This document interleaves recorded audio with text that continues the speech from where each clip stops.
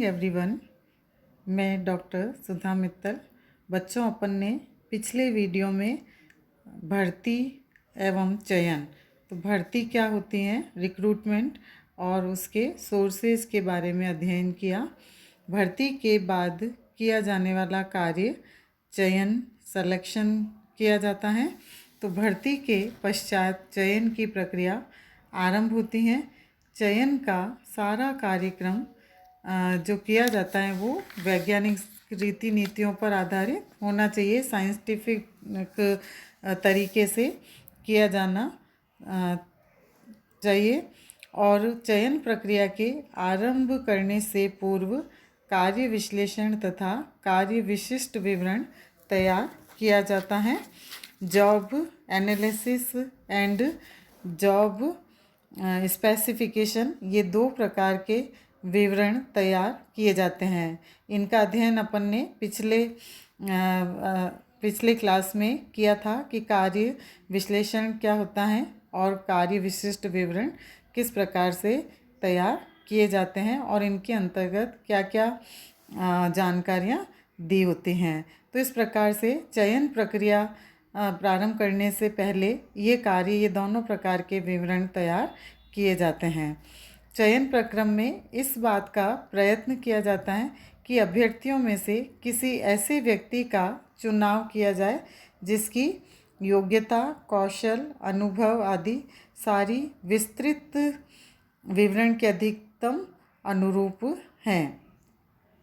तो उस आधार पर चयन किया जाएगा तो एक अच्छे अभ्यर्थी का चयन किया जा सकेगा। चयन करने के लिए एक चयन नीति अपनाई जाती है, सिलेक्शन पॉलिसी। चयन नीति कंपनी की रोजगार नीति का अंग होती है। चयन नीति में नए कर्मचारियों की भर्ती, वर्तमान कर्मचारियों की पदोन्नति, स्थानांतरण, पदावनति, जबरन छुट्टी, सेवा मुक्ति, कर्मचारियों का प्रशिक्षण एवं विकास जैसे विषयों का समावेश होता है। चयन नीति में चयन प्रक्रम विभिन्न प्रकार की परीक्षाएं, जैसे परीक्षागत विषय, उनका महत्व तथा उन विषयों को चयन में दिया जाने वाला भार यानी वेटेज क्या होगा, साक्षात्कार आदि सभी बातों का उल्लेख किया जाता है।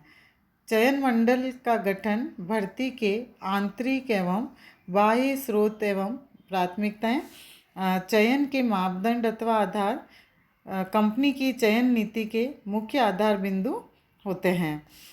कंपनी की चयन नीतियां कंपनी की सामान्य नीतियों, सिद्धांतों एवं प्रक्रम के प्रतिकूल नहीं हो सकती और न ही यह नीतियां सामान्य जन नीति, देश के संविधान अथवा विधान के प्रतिकूल हो सकती हैं। यानी जो भी देश के संविधान में इनके लिए रूल्स रेगुलेशन निश्चित किए हुए हैं, उन्हीं के अनुसार कोई भी एक उपक्रम के अंदर या एक संगठन के अंतर्गत कर्मचारियों के चयन के लिए इन नीतियों के आधार पर ही उनका चयन किया जाता है और इस चयन प्रक्रिया को पूरा किया जाता है। इस आधार पर हम कह सकते हैं कि एक उत्तम चयन नीति में निम्नलिखित सिद्धांतों पर को ध्यान में रखते हुए चयन कार्य किया जाना चाहिए। जैसे चयन का कार्य योग्य व्यक्तियों को सौंपा जाना चाहिए। यह कार्य एक अकेले व्यक्ति के स्थान पर चयन मंडल द्वारा किया जाना चाहिए। चयन निर्धारित प्रमापों के आधार पर ही किया जाना चाहिए। यानी चयन के लिए जो भी पॉलिसी बनाई है और उस पॉलिसी में जो स्टैंडर्ड इसमें फिक्स किए गए हैं, उन स्टैंडर्ड्स को, उन प्रमापों को ध्यान में रखते हुए ही चयन का कार्य किया जाना चाहिए। चयन के लिए भर्ती के जो स्रोत होते हैं, आंतरिक एवं बाहरी दोनों स्रोतों का उपयोग किया जाना चाहिए। चयन में व्यक्ति को महत्व न देकर उसकी योग्यता को महत्व दिया जाना चाहिए। जो व्यक्ति अधिक दक्ष है, योग्य हैं, उसी का चयन किया जाना चाहिए। व्यक्ति विशेष को इसके अंतर्गत महत्व नहीं दिया जाना चाहिए। विभिन्न पदों के लिए भिन्न भिन्न विधियों का उपयोग होना चाहिए, यानी भिन्न भिन्न पदों के लिए भिन्न भिन्न विधियां काम में लाई जानी चाहिए चयन करने के लिए। चयन प्रक्रिया के विभिन्न चरण को महत्व दिया जाना चाहिए। आगे अपन अध्ययन करेंगे चयन प्रक्रिया किस प्रकार से पूरी की जाती है।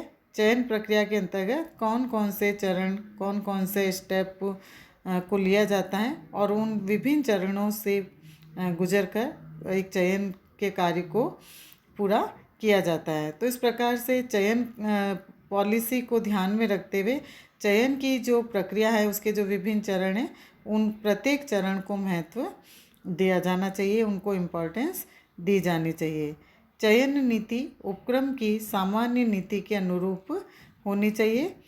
चयन करते समय देश में प्रचलित विधान का ध्यान रखना चाहिए, क्योंकि देश में जिस प्रकार का विधान या संविधान लागू है तो उस प्रचलित विधान को ध्यान में रखते हुए चयन का कार्य पूरा किया जाना चाहिए।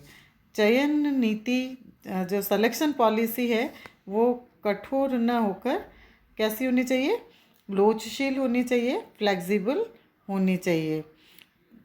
चयन नीति सिलेक्शन पॉलिसी सरल, स्पष्ट एवं न्याय संगत होनी चाहिए। चयन नीति रोजगार उन्मुख होने के साथ साथ व्यावसायिक मार्गदर्शन में भी सहायक होनी चाहिए। तो इस प्रकार से जो जिन आवेदकों में से जिस आवेदक को चयनित करना है, जिसका सिलेक्शन करना है, तो उसके लिए एक इस प्रकार की जो ये चयन नीति तय की जाती हैं। तो चयन नीति के ये जो विभिन्न सिद्धांत अपन ने देखे, उन सिद्धांतों का पूर्ण रूप से ध्यान में रखते हुए ही एक अच्छे चयन की प्रक्रिया को पूरी की जानी चाहिए और सही काम के लिए सही व्यक्तियों का चयन हो सके, उसके लिए इस प्रकार की सिलेक्शन पॉलिसी को अपनाया जाना चाहिए, उसका उपयोग किया जाना चाहिए। अब नेक्स्ट वीडियो में अपन अध्ययन करेंगे चयन की प्रक्रिया। धन्यवाद बच्चों।